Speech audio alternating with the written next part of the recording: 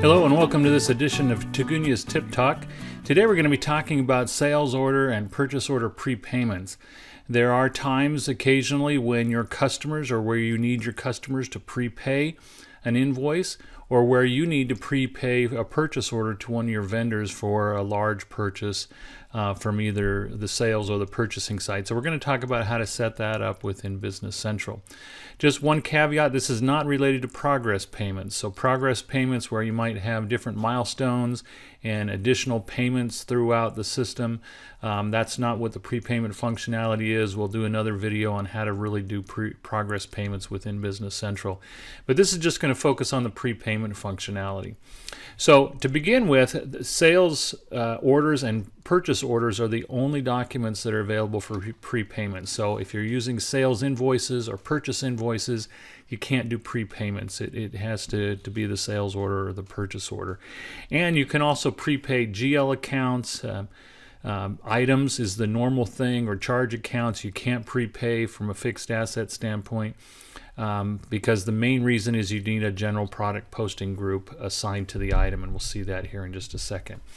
The setup is fairly minimal. If we're going to, we'll need, like I said, general product posting groups to be able to do the setup. But the general posting setup is done in the general posting setup page. So we'll go ahead and we'll search for that. General posting setup. And there's a couple of columns within here that we want to make sure are highlighted. And so if we scroll over to the side here, you'll notice that there are two columns here called sales prepayment and purchase prepayment accounts. So these need to be filled in for the appropriate combination of general business and general product posting groups. The sales prepayment is normally a liability account on the balance sheet because you're deferring revenue, and then the purchase prepayment account is normally an asset account because you're prepaying expenses or inventory, so it's usually an asset account. So have those accounts set up on your balance sheet, and then make sure in the general posting setup those accounts are set up in the appropriate columns there. Once those are set up, you're really good to go. We're going to start with the sales order process. So if we open up a sales order and we're going to create a new one, we're just going to select a customer here. And we'll come down to the item and we'll use an item here where we'll set up. And we're going to do, let's say 10 of those, and they're going to be $5,000 a piece. So we got a total of $50,000 now. So maybe for this customer, we're saying you got to pay 50% down for us to be able to do this. So from the sales order, if you scroll down, there's a fast tab called prepayment. So if we scroll down to the bottom, you'll see there's a prepayment fast tab where you can basically set the prepayment for the entire order. You can change them by a line item on a line item basis if you need to, but this is where you'll basically set up the prepayment. So we're going to set up a prepayment of 50%. We'll tab out of that. The system will ask if we want to update the lines. We'll say yes. You can have different payment terms for your prepayment invoices. And that's fairly obvious. Sometimes for your sales order, your customers may have net 30 or net 60-day terms, but obviously if they're making a prepayment or you're making a prepayment to a vendor, the terms are pretty much right now. You have to pay it now. So irregardless of what the customer's terms are, you can set up your own terms here for prepayments, and you can also have payment discounts also if you want to make a payment discount or allow a payment discount for your customer. You can also set it so your prepayment includes tax. If you've got sales tax turned on, for this account, we're just going to leave it off.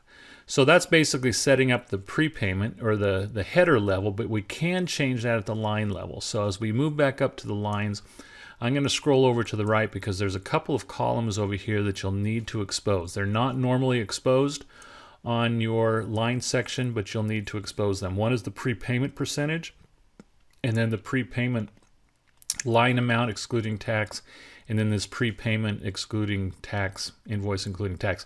This will show you what's been posted already. Right now we haven't posted anything, so nothing's showing up here. Here's that 50% for the line and showing then the resulting 25%. If I had multiple lines on here, you can set it up so that you're only prepaying one or two or all the lines. It really doesn't matter, whatever you need to. I can also change it from here, so if I only want to do 40%, I can go ahead and change that. You'll see I can also type in the amount here in the prepayment line, and it'll impact or change the prepayment to whatever it needs to be. So we're going to leave it like that for the time being. Now obviously, since this is a sales order, I don't want to ship it at this point. I don't want to invoice it at this point because this is a prepayment, but I still need a sales invoice that my customers can pay against. So when they pay that prepayment amount, that there's a receivable that they can prepay. So if I come up to the Actions button and go to Posting, you'll notice that there's another option down here called Prepayment. So if I click on Prepayment, now I have the opportunity to post a prepayment invoice. So if I go ahead and post that prepayment invoice, I'll ask, do I want to? Say yes.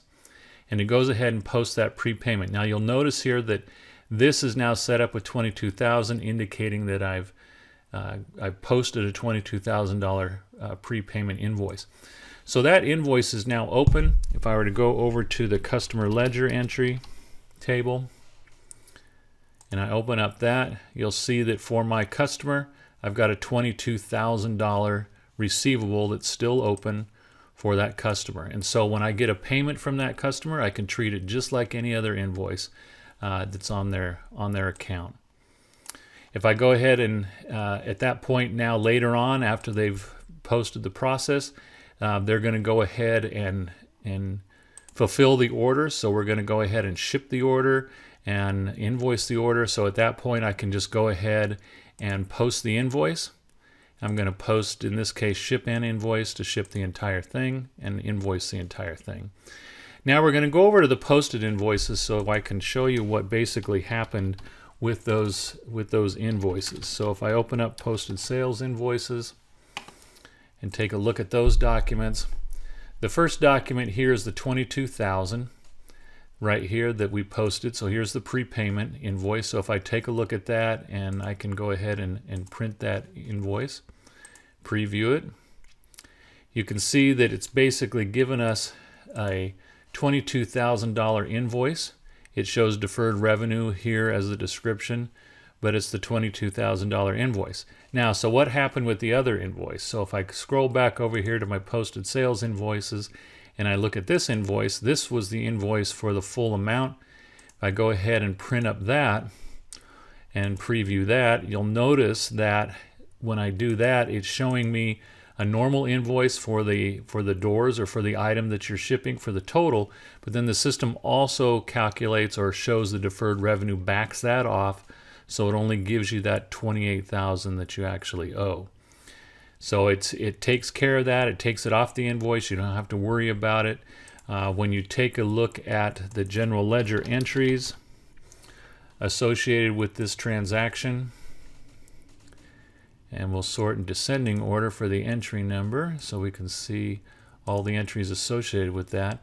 You'll see here's that first order right down here where we've got a prepayment invoice where we debited the prepayment account, the sales prepayment account that was in the general posting setup, and we credited, actually we debited receivables and credited the deferred revenue account. So that's what's showing up here. The final entries up here are basically the final invoice. So you can see right here where we debited the deferred revenue account for that $22,000. We recorded the entire sale of $50,000 and the net receivable of $28,000. The rest of these are the inventory accounts, but at least as far as the receivables and the revenue, you can see that it posted properly what it was supposed to. Now if we go over to the purchasing side, you'll notice as we look at purchase orders, and we'll open up the purchase order screen. We'll go ahead and create a new purchase order.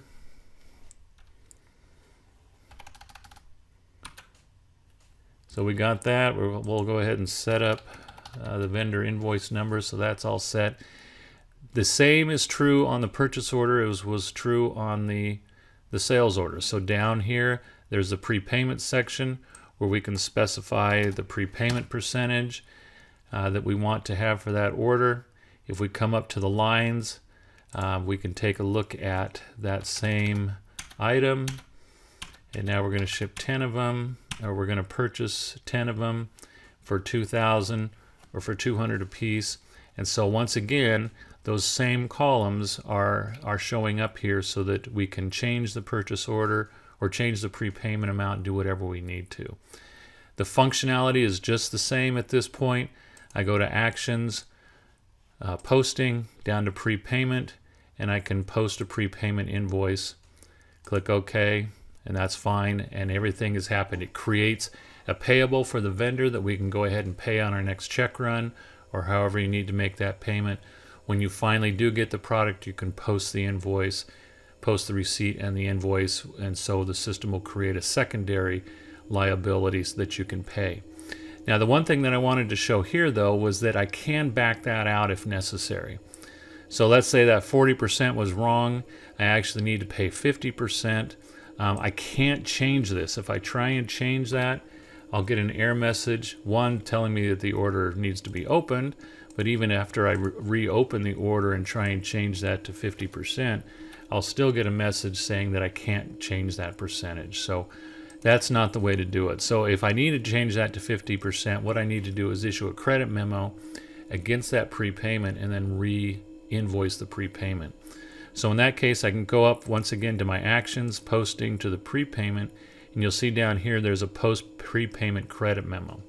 I can go ahead and do that. System will say OK, except I don't want to do that yet because I do need a document number. So if I come down to the Prepayment section, you'll see I need a Vendor Credit Memo number. So I'm going to go ahead and set that up. And now I can go to my Posting, my Prepayment, and I can post that credit memo. So with that being done, it basically reversed out that entire transaction. I then need to reopen, and then I can change this now to 50%. Change my vendor invoice number because I can't have duplicates. And then go ahead and post a new prepayment or a new prepayment invoice. And so that'll show out there just like normal. Then when I receive the product, go ahead and post the receipt and the invoice for the purchase order. So the purchase and the sales prepayment functionality is pretty cool within Business Central. Allows you to create those documents so that you have something to pay in the case of a purchase order prepayment, or cash, an invoice to receive cash against as far as the sales prepayment. Like I said, later we'll have a session on how to do progress payments, because it's a little bit different, because I can't change that prepayment percentage once I've got something posted. There needs to be another method for being able to do progress payments, and we'll talk about that in a future video. So hopefully this works out for you and you're able to take advantage of this if necessary. As always, if you have any questions about this or any other topic, go ahead and contact us here at Tigunia. We'll be happy to help in all that we can do. Also, remember to subscribe to our channel and hit the bell icon so you can be notified of any future videos. Have a good day.